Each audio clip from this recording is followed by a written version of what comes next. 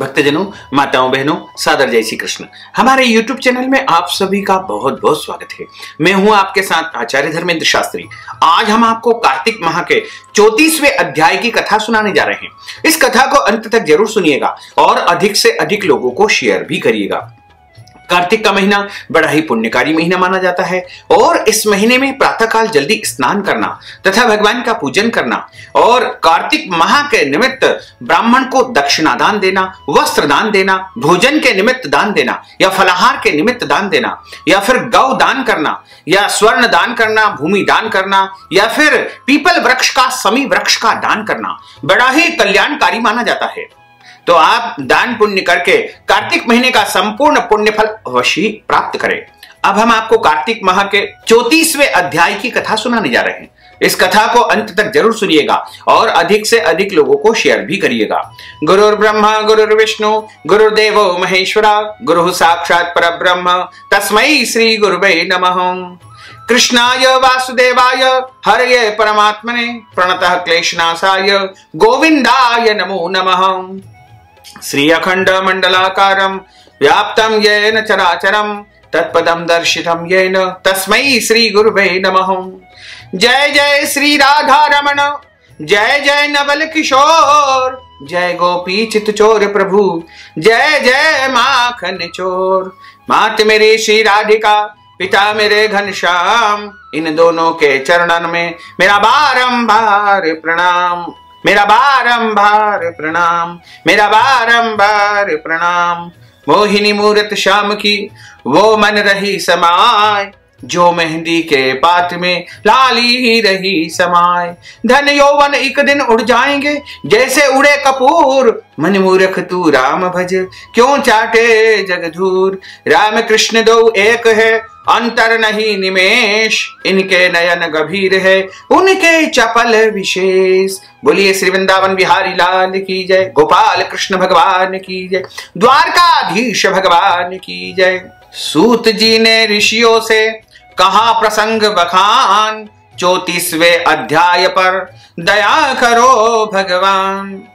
हे सूत जी महाराज, यह पीपल का पेड़ शनिवार के अतिरिक्त सप्ताह के बाकी दिनों में क्यों नहीं पूजा जाता है?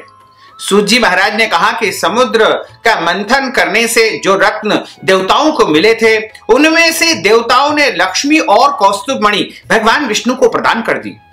और विष्णु भगवान जब श्री लक्ष्मी जी से विवाह करने के लिए तैयार हुए तो लक्ष्मी जी ने कहा, हे प्रभु, जब तक मेरी बड़ी बहन का विवाह नहीं हो जाता है, आप मुझ छोटी बहन से ब्याह कैसे कर सकते हैं?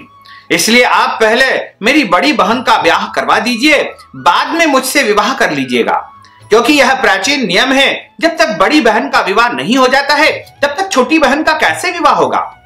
सूत जी महाराज कहते हैं कि लक्ष्मी जी के ऐसे वचन को सुनकर के भगवान विष्णु ने लक्ष्मी जी की बड़ी बहन का ब्याह उद्दालक ऋषि के साथ में कर दिया। वह अलक्ष्मी बड़ी कुरूप थी, उसका बड़ा मुख, चमकते हुए दांत, वृद्धा के समान शरीर, बड़े बड़े नेत्र और रूखे बाल थे। महर्षि उद्दालक भगवान विष्णु के आग्रह पर उनसे विवाह करके उसे वेद मंत्रों से ध्वनि से गुंजाते हुए अपने आश्रम में ले गए।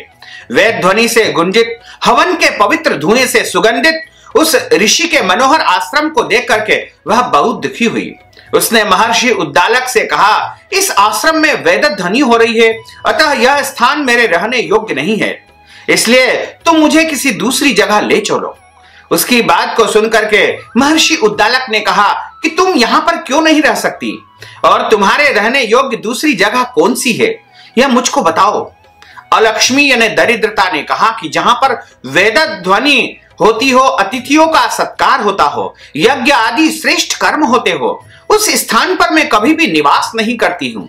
जहां पर पति पत्नी आपस में बहुत प्रेम करते हो, पितरों के निमित्त यज्ञ होते हो, देवताओं का पूजन होता हो, वहां पर मैं निवास नहीं कर सकती हूँ। जहां पर दिन रात पति पत्नी लड़ते हो, जहां से अतिथि लोग सदा निराश लौटते हो, जहां पर पूज्य वृद्धों, सत्पुरुषों तथा मित्रों का अनादर होता हो और जहां दुराचारी, चोर, परस्त्री ग्रामी प्राणी निवास करते हैं, जहां पर गायों का वध होता हो, मदिरापान होती हो, ब्रह्म हत्या आदि कुकर्म होते हो, वहां पर मैं प्रसन्नता से निवास करती हूं। सूत जी महाराज ने कहा कि इस प्रकार अलक्ष्मी यानी दरिद्रता के वचन को सुन करके उद्दालक का मन खिन्न हो गया। वह इस बात को सुनकर के चुप रह गए।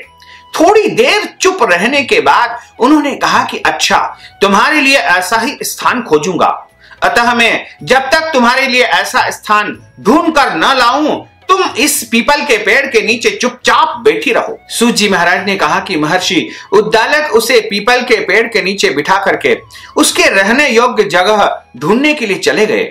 लेकिन जब वह बहुत समय तक प्रतीक्षा करने के बाद भी वापस नहीं लौटे तो अलक्ष्मी रोने लगी। उसकी बुरी तरह रोना सुनकर के लक्ष्मी जी भी वैकुंठ में व्याकुल हो गई। उन्होंने दुखी होकर के भगवान विष्णु से कहा कि हे प्रभु, मेरी बड़ी बहन अलक्ष्मी पति के त्याग देने से अत्यंत दुखी हो गई है। हे नाथ, यदि मैं आपकी प्रिय पत्नी हूं तो आप उसे आश्वासन देने के लिए उसके पास चलिए। पत्नी की प्रार्थना को सुन करके कृपा सिंधु भगवान लक्ष्मी जी को साथ लेकर के उसी पीपल वृक्ष के पास में पहुंच गए जहां पर अलक्ष्मी बैठ करके रुदन कर रही थी, रो रही थी। उसको आश्वासन देते हुए भगवान विष्णु ने कहा, हे अलक्ष्मी, इसी पीपल की जड़ में तुम सदा के लिए निवास करो, क्योंकि मेरे ही अंश से इसकी उत्पत्ति हुई है और इसमें मेरा निवास है। प्रतिवर्ष गृहस्थ लोग तुम्हारा पूजन करेंगे और उन्हीं के घर में तुम्हारी छोटी बहन निवास करती है। स्त्रियों को विविध प्रकार के उपहारों से तुम्हारी पूजा करनी चाहिए। मनुष्यों को चाहिए कि वह पुष्प, धूप, दीप, गंध आदि से तुम्हारी पूजा करे, तभी लक्ष्मी जी उन पर प्रसन्न होगी। सूत जी महाराज ने कहा कि भगवान श्री कृष्ण सत्यभामा तथा पृथु और नारद का संवाद तो आपने सुना दिया, जिसके सुनने से मनुष्य के सारे पाप नष्ट हो जाते हैं और उसे वैकुंठ की प्राप्ति होती है। अब तुमको पूछना हो तो पूछ सकते हो, मैं उसे विस्तार पूर्वक कहूंगा। सूत जी महाराज की बात को सुनकर के शौनकादि ऋषि थोड़ी देर तक प्रसन्न चित्त से वहां बैठे रहे। बाद में श्री बद्रीनारायण जी के दर्शन करने को चल दिए। जो प्राणी इस कथा को सुनता है और दूसरों को सुनाता है, वह इस संसार में संपूर्ण सुखों को प्राप्त कर लेता है। इस प्रकार कार्तिक माह के 34वें अध्याय की कथा यहाँ पर समाप्त होती है। बोलिए श्री वृंदावन बिहारी लाल की जय, गोपाल कृष्ण भगवान की जय। अच्युतम केशवम राम नारायणम कृष्ण दामोदरम वासुदेवम हरे, श्रीधरम माधवम गोपिका वल्लभम, श्री जानकी नायकम श्री रामचंद्रम भजे, जानकी मनोहरम सर्वलोक नायकम, श्री शंकरादि सेवितम पुण्य नाम कीर्तनम, श्री राम राम राम राम राम नाम तायकम, राम कृष्ण वासुदेवा भक्ति मुक्तिदायकम, राम कृष्ण वासुदेवा भक्ति मुक्तिदायकम, राम कृष्ण वासुदेवा भक्ति मुक्तिदायकम। बोलिए श्री वृंदावन बिहारी लाल की जय, गोपाल कृष्ण भगवान की जय, श्री राधे रानी सरकार की जय, श्री गिरिराज धरण की जय, श्री यमुने महारानी की जय, श्री वल्लभाधीश की जय, श्री गुसाई जी महाराज की जय। धर्म की जय हो, अधर्म का नाश हो, प्राणियों में सद्भावना हो, विश्व का कल्याण हो, सनातन धर्म की जय हो, गौ माता की जय हो, नगर बस्ती की जय हो, आज के आनंद की जय हो, कल के आनंद की जय हो, परसों के आनंद की जय हो, बरसों बरसों के आनंद की जय हो। नमः पार्वती पते, हर हर महादेव हर। भक्तजनों, माताओं, बहनों, आपने जो ज्ञानवर्धक कथा का श्रवण किया है, कथा सुनने के बाद यदि आप ब्राह्मण को दान दक्षिणा देना चाहते हैं, या फिर आप ब्राह्मण भोजन करवाना चाहते हैं, या कार्तिक माह के निमित्त आप वस्त्र दान करना चाहते हैं, गौ दान करना चाहते हैं, शमी पत्र का वृक्ष दान करना चाहते हैं, या पीपल का वृक्ष आप दान करना चाहते हैं, तुलसी दल का यदि आप दान करना चाहते हैं, या फिर कोई भी दान पुण्य यदि आप कार्तिक माह के निमित्त करना चाहते हैं, तो आप हमारे पेटीएम के माध्यम से, गूगल पे के माध्यम से, फोन पे के माध्यम से या अकाउंट नंबर के माध्यम से सीधे सीधे धन राशि पहुंचा करके कार्तिक माह का संपूर्ण पुण्य फल आप प्राप्त कर सकते हैं। साथ ही आपसे अनुरोध है कि इस ज्ञानवर्धक वीडियो को अधिक से अधिक लोगों को शेयर करिएगा, लाइक करिएगा, कमेंट करिएगा, और यदि अभी तक आपने सब्सक्राइब नहीं किया तो अभी और इसी समय सब्सक्राइब अवश्य कर लीजिए। आपको और आपके पूरे परिवार को सादर जय श्री कृष्ण, सादर धन्यवाद।